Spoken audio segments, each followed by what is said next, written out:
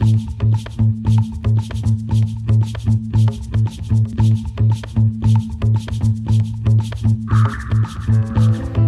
well, I'm joined by Noordin Ladha, a pharmacist at Nor Pharmacy in Birmingham. Thanks for joining us. You're welcome. Thank you. Thank you for being here.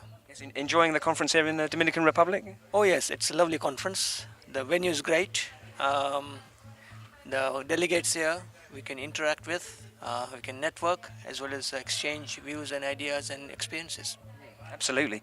You had some very strong words to say in your talk about patient services, and indeed you questioned why should we provide patient services. Surely if you don't provide patient services, you've got no future in the NHS. Yes, you might say that, but currently the way the funding is attracted, our funding base is a supply function.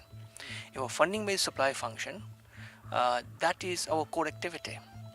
And we are independent contractors. We are not salaried professionals. We are independent contractors, and we have to manage that.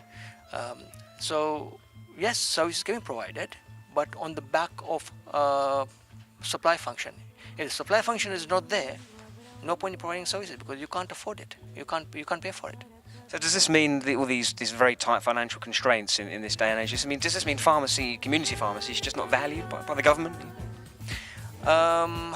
It's not valued, yes, because what tends to happen is traditionally, historically, pharmacies have been providing services in all good faith and say, yeah, we are providing services that demonstrate that value, but then there's no funding coming for it, and because of competition particularly, it is conceived to be an accepted norm that you provide a free service.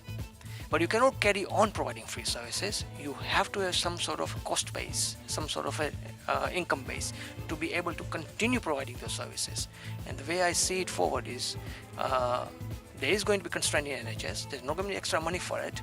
So the way to do it is to build the service on the back of your volume prescriptions.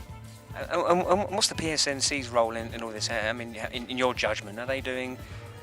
Clearly, they're not doing a good enough job for contractors, are they? PSNC, in their wisdom, I think they're sitting on the fence. They're not hitting the head, hard-hitting statements to say like, look, this is what the cost base is. If you're going to provide a service, or if that service is going to be available, there should be a national framework to say this is the costing base and this is on which base you should provide services. For example, if they're advanced services, you go to the MURs, they've done a costing base and they've suggested and they've come up with that figure that should what is an appropriate payment for that service. Similarly, for other services, there should be something similar to that. Do you see things changing in the near future? In the near future, I am not optimistic. I think things will continue at the moment as it is. That is what I'm suggesting is we need to look at ourselves, at our own practices, and see if we can develop the services, because services are essential, are important to be provided for. We can provide the services on the back of supply function. Well, thanks very much for joining us. Thank you. Thank you.